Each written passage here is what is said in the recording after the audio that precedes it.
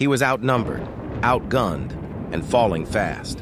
But in that burning sky over the Pacific, he made one choice: fight to the last breath, or let history forget him. The sky cracked open above the Pacific like a wound, bleeding smoke and flame as Captain Elijah Brooks gripped the throttle of his battered fighter. Sweat streamed down his face beneath his goggles, stinging his eyes as he squinted into the chaos ahead. Tracer rounds sliced past his canopy like burning needles, and every muscle in his arms ached from holding the control stick steady. The world around him was war made real, jagged, silhouettes of enemy. Fighters darted across the horizon, streaking smoke, twisting through clouds like black knives. One of them exploded in the distance, tumbling in flames, but there was no triumph in Elijah's eyes, only the cold, focused fire of survival. His squadron was gone. Radio static was all he had left of them. He was alone now, alone in a storm of metal and fire. His Corsair groaned under the strain, its wings trembling, fuselage riddled with holes, but it still flew. So did he, because the ocean below was not an option, because every second he stayed alive in the sky was one more second the enemy couldn't claim as theirs. His mind flashed with memory, a letter in his chest pocket, folded, worn, never sent. His wife's face, his daughter's laugh. They didn't know he was here. They didn't know he was dying in the clouds, but they would, somehow, if he made it through this last dance above the sea. The engine coughed, a sound he knew too well. Elijah glanced at the gauges, already knowing what they would tell him. Fuel nearly gone, ammunition empty, and yet the sky didn't care.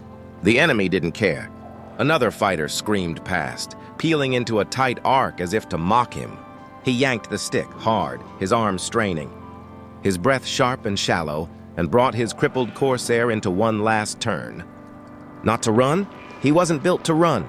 He wasn't flying to survive anymore. He was flying to buy time. Somewhere behind him, a U.S. carrier group was withdrawing under heavy fire.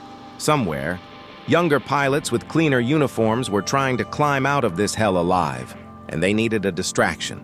Elijah's Corsair, burned, bleeding, trailing smoke, was that distraction. He dropped altitude fast, diving through layers of cloud, letting the enemy follow, drawing fire like a ghost that refused to die. Each bolt of flak shook the cockpit. Each second felt stolen, and through it all, he thought not of victory but of legacy, not of medals but of memory. If he could fall loud enough, burn bright enough, maybe they'd remember. Maybe someone would say he didn't run. And maybe, just maybe, that would be enough. The sea rose up beneath him like a dark, unspoken promise, cold, endless, final. Elijah's Corsair groaned under the strain, the wings shuddering as if the aircraft itself knew what was coming.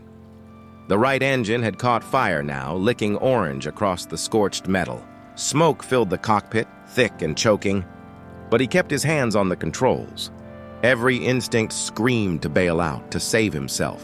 But down there, in the gray water and chaos, no one would come.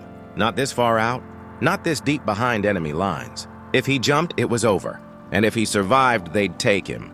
He'd seen what they did to pilots like him, especially ones who looked like him. He wouldn't let that be his story. Not today. He fought to steady the plane, wings dipping as the fire spread. He could feel the heat crawling up from below, feel the trembling of the stick as the Corsair began to descend. And still he flew. Not away, not down, but forward, toward one last burst of resistance. He spotted a line of enemy boats below, supply vessels, thinly armored, clustered like prey. Maybe he couldn't win, but he could still hurt them. He could still matter. He rolled the Corsair into a shallow dive, setting his path. No bombs, no bullets, just him and gravity and fire. The cockpit rattled like the breath of a dying beast as Elijah pushed the Corsair into its final descent. The sky above him was a memory now, blue fading to black, replaced by the burning streaks behind him and the rushing wind ahead. Below, the enemy convoy loomed larger with each second, their silhouettes bobbing on the cold, dark surface of the Pacific. He could see the flashes of light from their deck gunners, desperate, panicked, trying to shoot him down before he could reach them. It didn't matter. He wasn't flying to escape. He was flying to become the fire they feared. Smoke poured into his lungs. The flames crawled past the instrument panel, licking at his legs. The heat was unbearable now, but he never flinched. His eyes stayed locked on the horizon. His hands held firm on the stick. He wasn't just a man in a plane, he was a storm with a name. Captain Elijah Brooks, son of Mississippi soil, husband, father, forgotten. Hero of a war that would never see his face carved in stone. And yet in this moment, he was eternal. A sudden jolt, his right wing cracked, folding slightly. The Corsair bucked, screeched, but still obeyed. He gritted his teeth and forced it lower, closer, faster. The enemy ships had no time left. Through the smoke-streaked glass, he whispered to the sea, to the sky, to his little girl back home, "You'll know who I was." And then he closed his eyes. The ocean rose to meet him in a crescendo of wind and fire.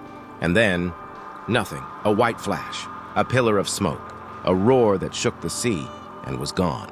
The Corsair hit just beyond the lead supply vessel. The explosion tearing across the water like a sunburst. Flames leapt skyward. Metal shrieked. And for a moment, even the guns fell silent. What remained of Captain Elijah Brooks scattered across the waves, burning oil, broken steel, and the last echo of defiance. No body was recovered. No grave was marked. But the men who survived, those retreating pilots, those sailors who watched from afar, they remembered. They told the story again and again. A lone fighter who turned back, who drew the fire, who dove into the heart of the enemy not to kill, but to give others one more chance to live. In the debriefing tent, no one knew his name. Not at first. Just the call sign. Echo 1 last seen heading toward the smoke. And someone whispered, "He flew into hell, so we wouldn't have to." Back home, a letter arrived weeks later, sealed, scorched, water-stained. Inside, a photograph. A girl in pigtails laughing in the summer light. And a line written in trembling ink, "Tell her I flew home."